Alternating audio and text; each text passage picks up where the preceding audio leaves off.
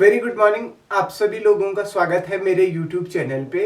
मेरा नाम सुमित रिंगवाल है। मैं रिसर्च स्कॉलर हूँ department of chemistry HNB Garhwal university में।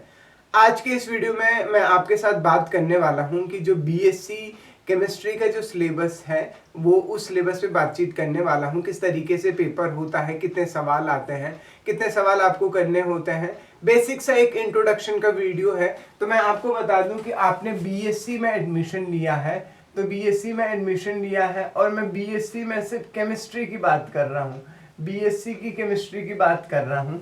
तो इसी तरीके से हर 6 महीने में 6 मंथ में, इन एवरी 6 मंथ में 6 महीने के ड्यूरेशन में आपके एग्जाम होंगे।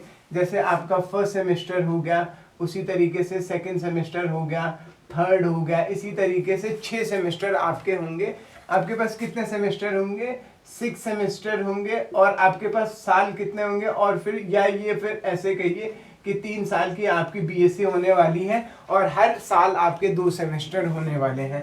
अब ये जो सेमेस्टर है इस सेमेस्टर में 2 तरीके से आपका असेसमेंट होता है, 2 तरीके से आपका मूल्यांकन होता है। एक होता है आपका इंटरनल और एक होता है आपका एक्सटर्नल। एक होता है इंटरनल और दूसरा होता है एक्सटर्नल। इंटरनल आपके 30 मार्क्स का होता है, एक्सटर्नल आपका 70 मार्क्स का होता है। इंटरनल आपका 30 नंबर का होता है, एक्सटर्नल आपका 70 नंबर का होता है। तो टोटल ये कितने मार्क्स हो गए हैं? 100 मार्क्स हो गए। जैसे आपके 12वीं तक भी आपके टेस्ट होते थे, मासिक मंथली टेस्ट होते थे या क्वार्टरली टेस्ट होते थे।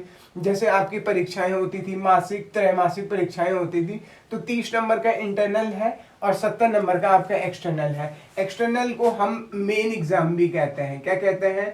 मेन एग्जाम भी कहते हैं। मेन एग्जाम ये होता है इंटरनल। आपका इंटरनल में आपको असाइनमेंट दिया जा सकता है, इंटरनल में आपसे क्वेश्चन पेपर पूछा जा सकता है, वो टीचर पे डिपेंड करता है। लेकिन एक्सटर्नल में आपके पेपर ही होंगे। और एक्सटर्नल में कैसे होगा कि 5 मार्क्स के आपके पास 5 सवाल होंगे। 5 × 5 = 25। 5 नंबर के आपके पास 5 सवाल होंगे, 5 नंबर के 5 सवाल होंगे, तो 25 हो गया है। और 15 मार्क्स के आपके पास 3 क्वेश्चन होंगे, तो टोटल हो गया है 45।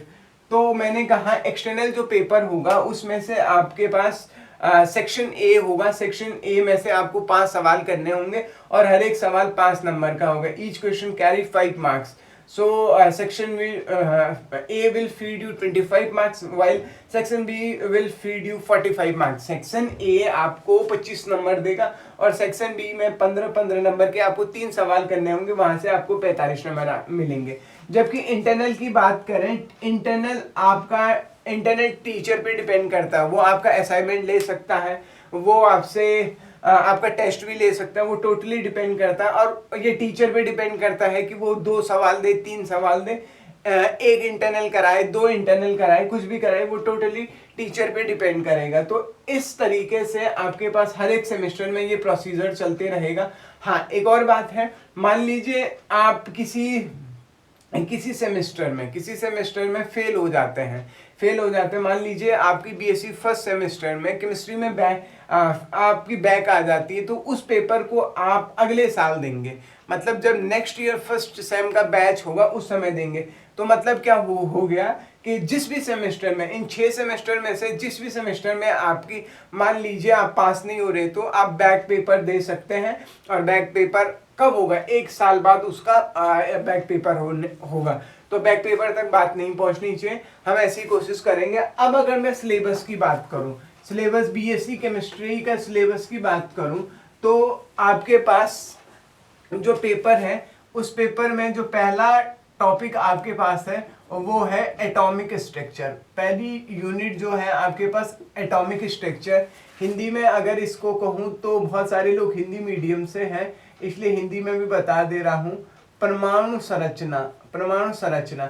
और परमाणु संरचना, इसमें परमाणु संरचना में आपको क्या क्या देखना है, आपको बोर्स मॉडल देखना, बोर का मॉडल देखना है आपको बोर्स मॉडल में हाइड्रोजन स्पेक्ट्रम देखना है, हाइड्रोजन स्पेक्ट्रम हो गया है, लाइमन सीरीज हो गया, वो सब जो था। आपको श्रोडिंगर इक्वेशन देखने हैं, आपको क्वांटम नंबर्स देखने हैं, आपको इलेक्ट्रॉनिक कॉन्फ़िगरेशन देखने हैं, आपको हुंड रूल्स देखना है, पाउली देखना है, अबाउ देखना है। तो जो ऑलमोस्ट क्लास 11th में जो एटॉमिक स्ट्रक्चर था वो ऑलमोस्ट सिमिलर होगा। तो पहला यूनिट हो गया एटॉमिक स्ट्रक्चर, परमाणु संरचना। इसमें से मैंने क्या क्या कहा, इसमें से आपको कहा मैंने बोर्स मॉडल या फिर हाइड्रोजन स्पेक्ट्रम हो गया, या फिर आपके पास है बोर्स मॉडल, हाइड्रोजन स्पेक्ट्रम हो गया, या आपके पास श्रोडिंगर इक्वेशन हो गया, और क्वांटम नंबर या Hund rule, Hund, Pauli, aufbau principle और इलेक्ट्रॉनिक कॉन्फ़िगरेशन। ये सब किस में पढ़ेंगे आप फर्स्ट यूनिट में पढ़ेंगे। जब आप सेकंड यूनिट पे आती हैं, सेकंड यूनिट है आपके पास केमिकल बॉन्डिंग। सेकंड यूनिट क्या है आपके पास, केमिकल बॉन्डिंग। केमिकल बॉन्डिंग में आप 3 तरीके की बॉन्डिंग पढ़ते हैं। कौन कौन सी बॉन्डिंग पढ़ते हैं, आयोनिक बॉन्डिंग, कोवेलेंट बॉन्डिंग और कोऑर्डिनेट बॉन्डिंग। आयनिक बॉन्डिंग मतलब हो गया है आयनिक बंध हो गया है, कोवेलेंट हो गया है सहसंयोजी, और अगला हो गया है आपका उपसह संयोजी बंध हो गया है। आयनिक बॉन्डिंग में आप फजान्स रूल देखेंगे, इस तरीके से देखेंगे। कोवेलेंट बॉन्डिंग देखेंगे, कोवेलेंट बॉन्डिंग में यहाँ पे इंपॉर्टेंट क्या है, वेस्पर थ्योरी है, हाइब्रिडाइजेशन है, बीबीटी है, एमओटी है। इस तरीके से आप देखेंगे केमिकल बॉन्डिंग, जो ऑलमोस्ट 11th में भी थी।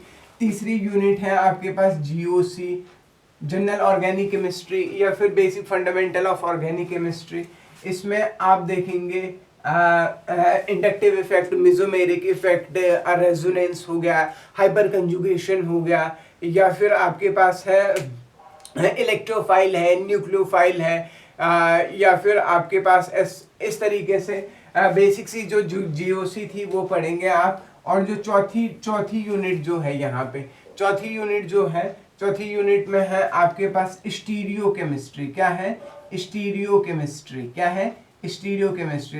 केमिस्ट्री में आप पढ़ेंगे फंक्शनल ग्रुप, आइसोमेरिज्म क्या हुआ, स्ट्रक्चरल हो गया, स्टीरियो हो गया है, ईजेड नोमेनक्लेचर है आपके पास, न्यूमैन से फिशर बदलना है, फिशर से न्यूमैन लाना है, वो सब स्टीरियो केमिस्ट्री में डिस्कस होगा। और 5वीं यूनिट जो आपके पास है वो है हाइड्रोकार्बन। क्या है, हाइड्रोकार्बन। और हाइड्रोकार्बन में आप लोग क्या डिस्कस करेंगे, एलिफेटिक और एरोमेटिक दोनों टाइप के हाइड्रोकार्बन को डिस्कस करेंगे।